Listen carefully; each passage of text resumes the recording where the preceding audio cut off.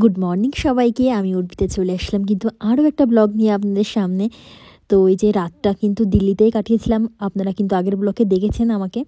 তো আর সবাই খুব ভালোবাসা দিয়েছেন আমার আগের ব্লগে। তো এই যে 5:40 আমার ফ্লাইট। তো বোর্ডিং গেটও অ্যানাউন্স করে দিয়েছে যে এখনই শুরু হবে বোর্ডিং পাস। আর সারা রাত এত ঘুমিয়ে কষ্ট পেয়েছি কি বলবো, একটু ফোঁটা ঘুমাতে পারিনি। বারবার বাথরুমে যাচ্ছি আর চোখে জল দিয়ে আসছি, আর প্রচুর মাথা যন্ত্রণা করছে। ভাবছি কখন যে ঘরে পৌঁছাবো, ঘরে পৌঁছে একটু রেস্ট করব, সেই অপেক্ষায় আমি আছি। কিন্তু এই যে লাইনে দাঁড়িয়ে পড়েছি শেষমেশ। লাইনে দাঁড়ানোর পরেই আমি ভাবছি ফ্লাইট উড়ে কখন আমি ঘুমাবো, এত ঘুম পাচ্ছে। আর একা থাকলে কথাবার্তা, কারো একটা সাথে থাকলে কথাবার্তায় কিন্তু টাইম পাস হয়ে যায়, কিন্তু একা থাকলে যে কারোর সাথে কথা বলছি না, চুপচাপ আছি, আরও বেশি কষ্ট হচ্ছিল। আমার একটা জিনিস কি ভালো হয়েছে জানেন তো, আমার ফার্স্ট ফ্লাইটই 5:40 ফার্স্ট ফ্লাইটই আমি যাচ্ছি লাদাখে। তো এটাই প্রথম ফ্লাইট। যদি একটু দেরি হতো না তাহলে আরও বেশি কষ্ট হতো। আগেরবার আমি গিয়েছিলাম তো সেটাই গিয়েছিলাম বেলা 10টার সময়, খুব কষ্ট হয়েছিল। এবার আছে সকাল 5:40, তো অতটা অসুবিধা হয়নি। আর দেখুন কি সুন্দর লাগছে বাইরের দৃশ্যটা, অসাধারণ। এমনি আমি তো কলকাতা থেকে যখন দিল্লিতে পৌঁছে অতটা আমি ভিডিও করিনি ফ্লাইটের ভিতরে। আর লাদাখে যখন আসছিলাম তখন ভিডিওর পর ভিডিও সবাই। আর ওই যে ফ্লাইট যে চালায় সেও বারবার অ্যানাউন্স করছে এদিকে তাকানোর জন্য, ওদিকে তাকানোর জন্য। এত সুন্দর দেখতে লাগে ওই জন্য, খুবই সুন্দর লাগে দেখতে। আর একটা আমি না খুব ভয় পেয়েছিলাম, এই লাদাখে যেতে গেলে না প্রতিবারই আমি ভয় পাই। লাদাখে পৌঁছানোর আগে একটা ব্যাগ ঘোরে, তো সেটাতে পুরোটা ফ্লাইটটা পুরোটা বেঁকে যায়। এত ভয় লাগে কি বলবো, প্রচুর ভয় লাগে। যাই হোক, অনেকজন ছিলাম তো অতটা অসুবিধা হয়নি। আর এখন বেশিরভাগ প্যাসেঞ্জারই কিন্তু ট্যুরিস্ট। আর আমাদের মতন মানুষ অল্প আছে, আর কিছু মানুষ কাজে যাচ্ছে, যারা লেবার শ্রেণীর মানুষ তারা কাজে যাচ্ছে। আর ট্যুরিস্টের পরিমাণটাই বেশি, 70% ট্যুরিস্ট যাচ্ছে এখন। আর অনেকেই আমাকে মেসেজ করছেন যে লাদাখে বেড়াতে আসবো, তো ঠিকঠাক হবে কি না। হ্যাঁ, লাদাখে বেড়াতে আসুন, অসাধারণ জায়গা, খুব সুন্দর জায়গা। কি বলবো, একদম ইন্ডিয়ার মধ্যে বেস্ট প্লেস আমার তো মনে হয়। লাদাখ প্রতি মাসে রূপ চেঞ্জ করে। আমি যখন গিয়েছিলাম তখন কিন্তু গাছের পাতা একটাও ছিল না, আর এখন যখন আসছি দেখছি পুরো সবুজে সবুজ। আবার 1 মাস পরে আর এক রকম দেখতে পারবো, আর 1 মাস পরে একরকম দেখতে পারবো। এখন আবার ওই যে অ্যাপ্রিকটের ফুলগুলো ধরছে, তো তখন এখন একরকম দৃশ্য, আবার যখন অ্যাপ্রিকটগুলো হবে তখন আর এক রকম। ওই জন্যেই বলি যে লাদাখ মাসে রূপ চেঞ্জ করে। আবার অ্যাপেল হবে, তারপরে অ্যাপেল শেষ হয়ে যাবে, আবার গাছের পাতা পড়ে যাবে হলুদ হয়ে, এই রকম। আমাদের ফ্লাইট কিন্তু খুব তাড়াতাড়ি ল্যান্ড করবে, হ্যাঁ, লে এয়ারপোর্টে। তো ও কিন্তু ওখানেই দাঁড়িয়ে আছে আমার জন্য, ওকে ফোন করে দিয়েছিলাম দিল্লি থেকে ওঠার সময়। আর কি বলুন তো, লাদাখে না ওই খুব তাড়াতাড়ি নেটওয়ার্ক পেয়ে যায়। ফ্লাইট যখন 15-20 মিনিট টাইম লাগে নামতে, কিন্তু তখনই না নেটওয়ার্ক পেয়ে যায়, তো ফোনে কথা বলা যায়। ওকে ফোন করেছিলাম, ও তখন ঘরে ছিল, তো বললো ঠিক আছে আমি আসছি। তারপরে নেমে তো দেখি যে ও দাঁড়িয়েই আছে, কোনো সমস্যাই আমার হয়নি, ভিতরেই চলে এসেছিলো, কোনো সমস্যা হয়নি। উপর থেকে দেখুন কি সুন্দর লাগছে দেখতে। এই সব রাস্তা দিয়ে আমরা ঘুরে বেরোই, আর উপর থেকে দেখছি এত সুন্দর লাগছে, আর পুরো সবুজে সবুজ হয়ে গিয়েছে এই যে সেই ইন্দুস নদীটা। আবার সে চলে আসলাম লেতে। আবার কতদিন পরে বাড়ি যাবো ঠিক নেই। এখানেই মানুষ এমন একটা না, কালকে কোথায় ছিলাম আর আজকে কোথায়, পাখির মতন পুরো উড়ে চলে আসলাম এখানে। ছোটোবেলায় কখনো ভাবতেই পারিনি যে এরকম জায়গায় কখনো আমাদের পোস্টিং হবে, আমাকে এসে থাকতে হবে এইরকম। ছোটোবেলায় তো ভাবিনি যে এই সবার সাথে আমার বিয়ে হবে। সে যাই হোক, বিয়ে হওয়ার পরেও আমি ভাবিনি যে এই লাদাখে পোস্টিং হবে। যখন চণ্ডীগড় ছিলাম, মানালি বেড়াতে এসেছিলাম, তখন আমরা সবাই মিলে প্ল্যান করছিলাম যে লাদাখে বেড়াতে যাবো।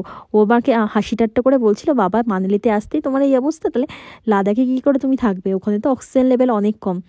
কিন্তু ভাগ্যবশত সেই এখানে এসেই আমাকে থাকতে হচ্ছে, কী করা যাবে। মানুষ এমন একটা জিনিস না, সব জায়গায় কিন্তু খাপ খাইয়ে নেয়। প্রথম খুব কষ্ট হয়েছিল। দেখবেন প্রথমে যখন এখানে আসি আমার ব্লগই দেখতে পারবে না, খুব কম ব্লগ আমি তখন ছাড়তাম। এসে খুব কষ্ট হতো, মন খারাপও যেমন করতো, তারপরে শ্বাস নেওয়ার কষ্ট হতো, আরও অনেক অসুবিধা হতো। তারপরে আস্তে আস্তে তো এখানকার মানুষই হয়ে গেছি, এখন কোনো অসুবিধাই হয় না। আর একটা বছর এখানে কাটানো, তারপরেই তো আবার অন্য জায়গায় যাওয়ার পালা। এই যে আমার ফ্লাইট কিন্তু ল্যান্ড করে গিয়েছে লে এয়ারপোর্টে। আমি কিন্তু খুব তাড়াতাড়ি দেখতে পারবো, আপনারাও কিন্তু দেখতে পারবেন। সেই 20 দিন পরে ওর সাথে দেখা, আবার 20-22 দিন পরে। তো ঘুম থেকে উঠেই বেচারা চলে এসছে, হাত মুখও ধুতে পারিনি আর ভিতরে চলে এসছে আমাকে নিতে। এখানে ব্যাগের অপেক্ষায় আমরা এখন দাঁড়িয়ে আছি, ব্যাগ পেলেই আমরা সোজা এখন বাড়ির দিকে রওনা দেবো। ও দেখুন জ্যাকেট পরে আছে, আমি আসলাম তো আমার মানে খুব একটা শীত লাগছে না, কিন্তু আমার জন্য জ্যাকেট নিয়ে এসছে আর ব্যাগের মধ্যেও আমার জ্যাকেট আছে। তো ও বলছে যে জ্যাকেটটা পরো, নাহলে কিন্তু শরীর খারাপ হয়ে যাবে। আমি বলছি দাঁড়াও পরছি, আমার গরম লাগছে, অতটা ঠান্ডা লাগছে না। কিন্তু ঠান্ডা কিন্তু ভালোই আছে, আমি দিল্লি থেকে আসলাম বলে না অতটা আমাকে ঠান্ডা লাগছে না। আমি মুখে এটাই বলছিলাম যে ওকে সেই 20-22 দিন পরে দেখলাম, বেশ ভালো লাগছে, একটা অন্যরকম লাগছে।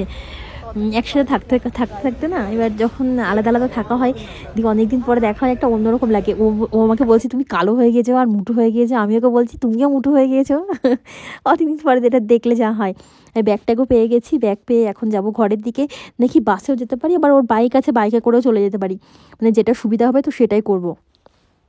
আর ও তো বারবার বলে যাচ্ছে সোয়েটার পরো সোয়েটার পরো, আমি বলছি দাঁড়াও একটু স্টাইল মেরে নিই, আবার সেই কবে এরকমভাবে থাকতে পারবো ঠিক নেই, তো দাঁড়াও সোয়েটার পরছি। বলছি এই বাড়ি তুমি বিমারিতে পড়বা, অসুখে পড়বা খুনি তুমি। আর এই যে ব্যাগ নিয়ে রাস্তার দিকে এখন রওনা দিচ্ছি, ও বলছে যে তোমাকে আমি বাসে উঠিয়ে দিই, তুমি চলে যাও। দেখি এবার কি করা যায়, গাড়িতেও চলে যেতে পারি আবার বাসেও চলে যেতে পারি। বাসে গেলে সেই পুরোটা ঘুরে ঘুরে তারপরে সেই বাড়িতে গিয়ে নামিয়ে দেবে, অনেকটা 10 থেকে 15 মিনিট প্রায় বাসের মধ্যে বসে থাকতে হবে। মানে বাস তো অনেক জায়গায় দাঁড়ায়, প্যাসেঞ্জার নেয় প্যাসেঞ্জার নামায়, ওই জন্য 10-15 মিনিট বসে থাকতে হয়, না হলে তো অল্প একটু রাস্তা, খুব একটা বেশি না। একটা ট্রলি আছে, তা বলছে ঠিক আছে চলো বাইকে বসো, আমি তোমাকে নিয়ে যাচ্ছি। তো বাইকে করেই এখন বাড়ির দিকে যাবো। বেশ মানে একদিকে ভালো লাগা একদিকে খারাপ লাগা, এইরকম মনের মধ্যে কখনো ভালোও লাগছে কখনো খারাপও লাগছে। আর ও তো কিন্তু আমাকে রেখে আবার 10টার সময় ডিউটি চলে আসবে, যেরকম ডিউটিতে যাই সেরকম ডিউটিতে চলে আসবে। যে দিদি আমার ঘর সব কিছু দেখতে পাচ্ছি এতদিন পরে, বেশ ভালো লাগছে দিদি বলছে কতদিন পরে তোমাকে দেখছি, আর বেশ ভালোই ছুটিয়ে কাটিয়ে আসলে তুমি। আর ঘরে এসেছি, প্রথমেই আমাকে দেখাচ্ছে পাসপোর্ট, মানে ও পাসপোর্ট করতে দিয়েছিল, সেই পাসপোর্টটা চলে এসেছে। ও এত আনন্দ কি বলবো, মানে আমার ভালো মন্দ জিজ্ঞাসা করা না, আগেই আমাকে পাসপোর্টটা দেখাচ্ছে, তো দেখো পাসপোর্ট আমার চলে এসছে আর সবাইকে দেখিয়ে বেড়াচ্ছে, দিদিকে আর আমাকে। তো ফোনে যে কতবার বলেছে পাসপোর্টের কথা।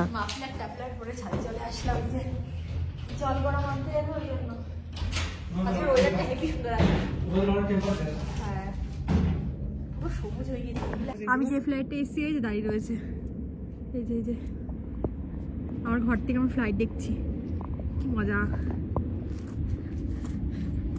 জল নেবে বলে এসেছে।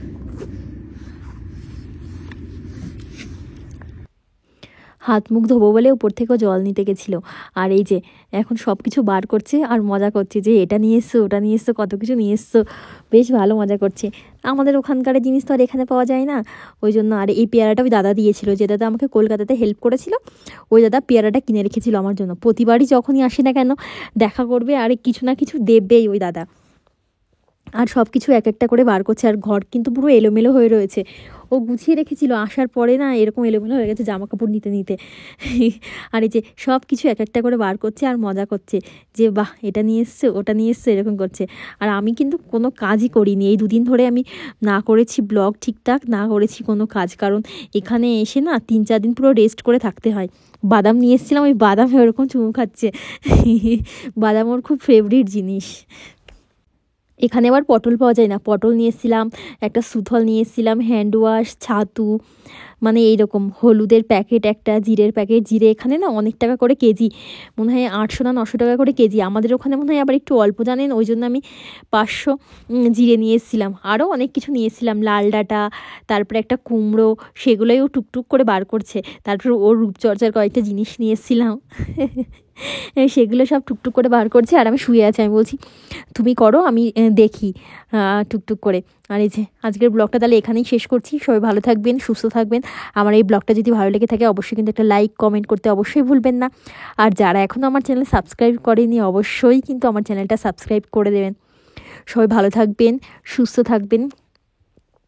তাহলে আজকের মতন এখানেই আমি ভিডিওটা শেষ করছি। তো টাটা, বাই বাই। আমার ঘরের অবস্থা দেখুন পুরো একদম এলোমেলো হয়ে রয়েছে, মানে আস্তে আস্তে করে গোছাবো, কোনো হুটোপাটা করবো না। আর পেঁয়াজের গাছগুলো দেখুন কত বড় হয়ে গেছে। আমি ওকে বলেছি যে তুমি কিছু করবা না, আমি ওখানে গিয়ে তারপরে পেঁয়াজ গাছগুলো লাগাবো।